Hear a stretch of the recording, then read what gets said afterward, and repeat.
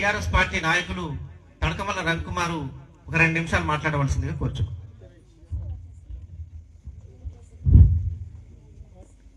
Police lockup డెత్లో మరణించిన కర్ల రాజేష్ సంతాప సభకు ముఖ్య అతిథులుగా విచ్చేసిన అభినవ్ అంబేద్కర్, సబ్బండ కులాల గుంతుక మానశ్రీ మందకృష్ణ మాదయ్య గారికి, అదేవిధంగా సభాధ్యక్షులు సీనన్న గారికి, అఖిలపక్ష నాయకులకు అందరికీ హృదయపూర్వక ధన్యవాదాలు తెలియజేస్తా ఉన్నాం. మిత్రులారా, తెలంగాణ రాష్ట్రంలో కావచ్చు, యావత్ భారతదేశంలో ఎస్సీలకు కానీ, ఎస్టీలకు కానీ, బీసీలకు కానీ, రెడ్లకు కానీ ఏ ఒక్కరికి అన్యాయకులకు, అక్రమాలకు, అత్యాచారాలకు గురైతే ఫస్ట్ ను ప్రశ్నించేది, పోరాటం చేసేది, తిరుగుబాటు చేసే వ్యక్తి ఎవరైనా ఉన్నారంటే అది ఒకే ఒక్కడు మన గౌరవశ్రీ మందకృష్ణ మాదయ్య గారు అనే విషయాన్ని మనం గుర్తుంచుకోవాలి. మిత్రులారా, అనేక సందర్భాలలో రెడ్డిల అమ్మాయిల అత్యాచారాలకు గురైతే ఎన్కౌంటర్ చేసినాయి ఆ రోజుల్లో. అదేవిధంగా దళిత మహిళల అత్యాచారాలకు, హత్యలకు గురైతే పట్టించుకొని ప్రభుత్వాలను మన నాయకుడు మందకృష్ణ మాదయ్య గారు ప్రశ్నించి వాళ్ళకు శిక్షలు పడే విధంగా ఎన్నో ఉద్యమాలు, ఎన్నో పోరాటాలు చేసి వాళ్ళ కుటుంబాలకు భరోసాలు, ఆర్థిక సహాయాలు, వారి కుటుంబాల్లో ఉద్యోగాలు ఇప్పించిన ఘనత మన కృష్ణ మాదయ్య గారిది.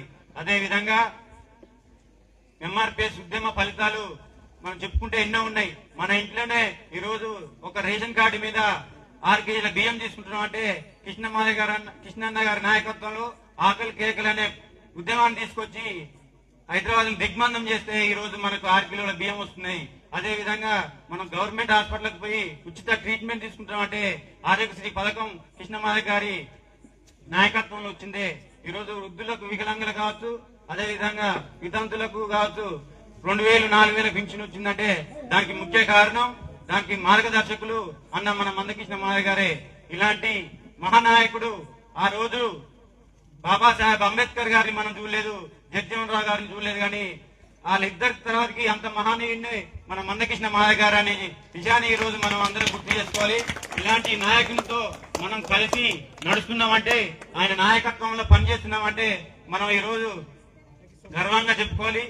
అదే విధంగా నేను తడకమల్ల రవికుమార్ అనే వ్యక్తి నలుగురు తెలిసిందంటే ఈ రోజు అన్న నాయకత్వంలో, ఎంఆర్పిఎస్ నాయకత్వంలో 10 ఏళ్లు ఎంఎస్ఎఫ్ నియోజకవర్గ ఇన్ఛార్జిగా, మండల ఇన్ఛార్జిగా పనిచేస్తేనే నాకు గుర్తింపు, అవకాశం వచ్చింది.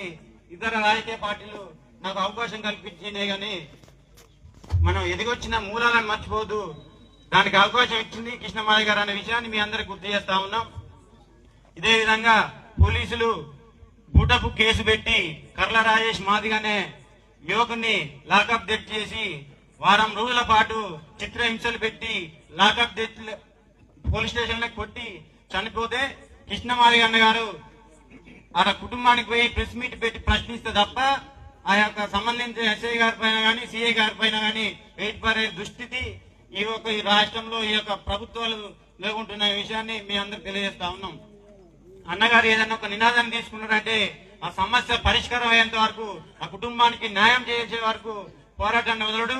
అది ఎంతవరకైనా కృష్ణన్న గారు కొట్లాడి ఆ కుటుంబానికి న్యాయం చేస్తారనే సంకల్పం యావత్ దేశానికి తెలిసిన విషయమే.